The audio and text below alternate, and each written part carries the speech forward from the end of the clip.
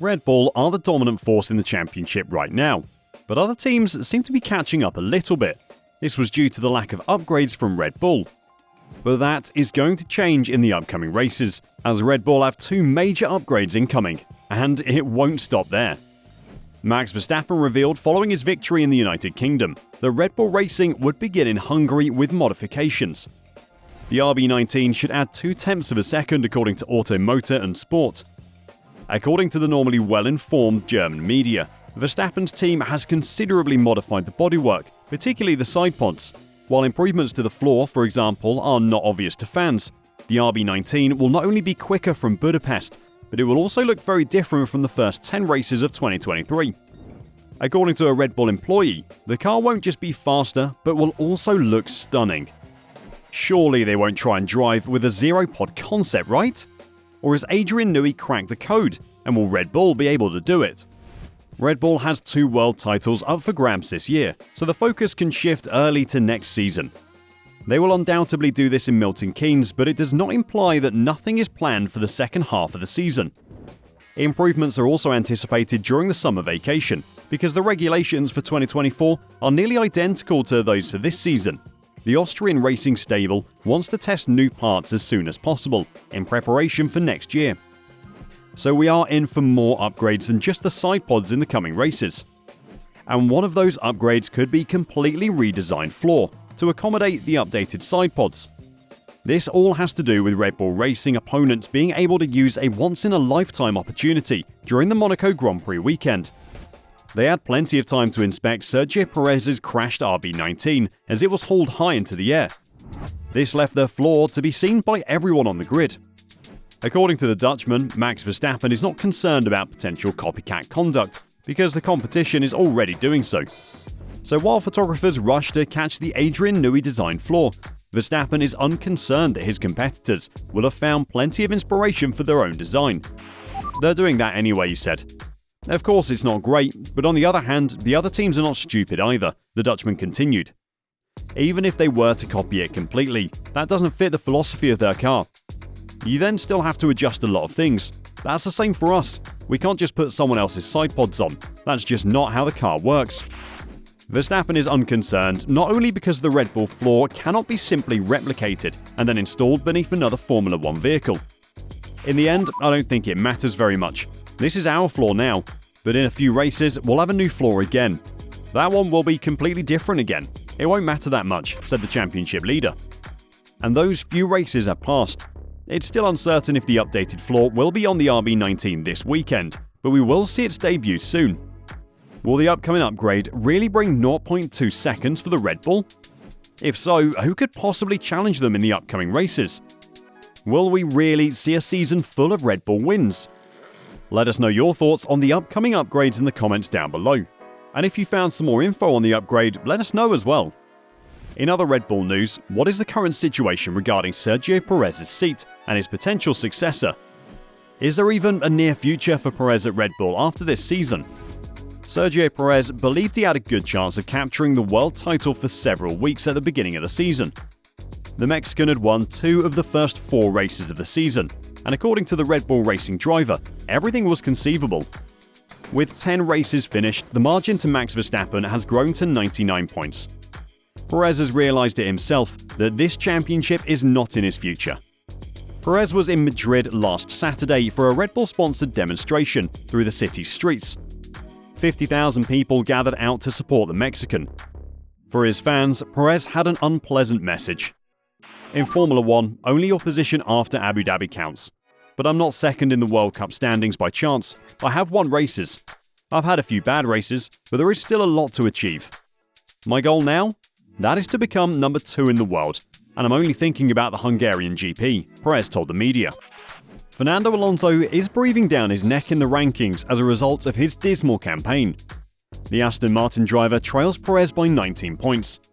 Fernando is a big surprise this year.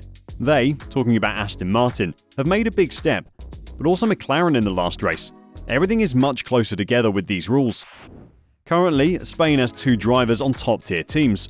Aside from Alonso, another Ferrari driver is Carlos Sainz. Perez, who is clearly Spanish-speaking, told the newspapers that supporters should be most excited by the fact that two Spaniards are fighting at such a high level. Perez was unequivocal about who will finish first in the standings. Hopefully the Mexican. What do you think? Will we see Perez in a Red Bull next year? Or will they try and shove one of the AlphaTauri drivers forward? But who and why? Is it possible that we will see Daniel Ricciardo in a Red Bull again? Or is he just there to boost Tsunoda's chances? And what about Liam Lawson, who is on the verge of winning Super Formula on his first try? That will surely tell the people over at Red Bull that he's worthy of an F1 seat. What could the future for Red Bull hold? Most of the fans think that Daniel Ricciardo is the future for Red Bull, and he himself likes to think the same, as he revealed recently that a World Championship title still is the ultimate goal. And Daniel Ricciardo thinks that sitting on the F1 sidelines has made him feel at ease with the thought of retirement, but he has no intentions to put up his helmet anytime soon. After leaving McLaren at the end of last season, Ricciardo rejoined Red Bull as a third driver for 2023, working alongside Max Verstappen and Sergio Perez. But the 34-year-old Australian is about to make a remarkable return to the F1 grid, taking over for Nick de Vries at Red Bull's sister outfit AlphaTauri. 4 days before the announcement at the British Grand Prix, Ricciardo said that he would take a drive with AlphaTauri if it meant a full-time return to Red Bull. When asked if he envisions himself retiring as an F1 World Champion in 5 years, Ricciardo laughed and said, "Oh yeah, that would be cool." Ricciardo then gave an intriguing look into his thoughts on retiring as he reflected on Nico Rosberg's decision to depart F1 days after defeating Lewis Hamilton to his maiden world title in 2016. "If I am a world champion, I don't know if I'll be retired, because that would mean that things are going well," he continued.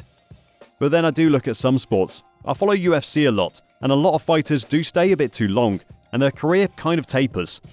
There is something kind of cool about going out on top. Then I look at Nico Rosberg, and I get it, but it also felt like maybe 1 year too early, so it's hard to find that balance. If I was to win a world title next year, no, I wouldn't retire. But if I was to win one in 5 years, maybe then I'd be like, that's a great way to sign off." Could you see Ricciardo returning to Red Bull and win a World Championship title? And what about Liam Lawson? He's making a great case over in Japan.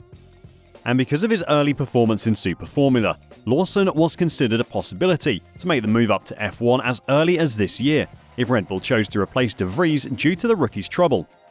However, Ricciardo was granted permission to replace de Vries for the remaining 12 races of the 2023 season, with AlphaTauri making it plain that management preferred an experienced driver to assist it out of its present slump. Speaking during this weekend's Fuji Super Formula event, Lawson says his objective is to utilise his performance in Japan to persuade Red Bull that he's deserving of a move up in 2024. But he admits a mid-season promotion would have been impossible. "I always wanted to complete the season here in Super Formula," Lawson told. "My goal was to get a seat for next year. To jump in mid-season would have been extremely tough, and in AlphaTauri's position, they were wanting someone experienced who has been in Formula 1 for a long time, so I understand their decision. But this, talking about Super Formula, is what I'm focused on. Any shot I have at F1 rides on how I do here. So I have to complete the year in the best way possible, and try to win this championship, which is what will give me the chance. I need to make sure I do everything I can to give myself the best opportunity, and then, if it doesn't happen, I can say there's nothing more I could have done." Ricciardo's entry, which looks to suit AlphaTauri's demand for a more experienced driver, appears to leave just Yuki Tsunoda's position as a viable route for Lawson in 2024. When asked if Ricciardo defeating Tsunoda in the remaining races of the F1 season would be perfect for him, Lawson responded, "I just need a seat, and whoever seat it is, I don't really care. I am just focused on this. It's what Red Bull has told me to focus on as well. The expectation is for me to go and win the championship, and then we'll discuss it." After serving as Red Bull's backup driver since the middle of the 2022 season, Lawson underlined that he's ready to make the move up to Formula 1.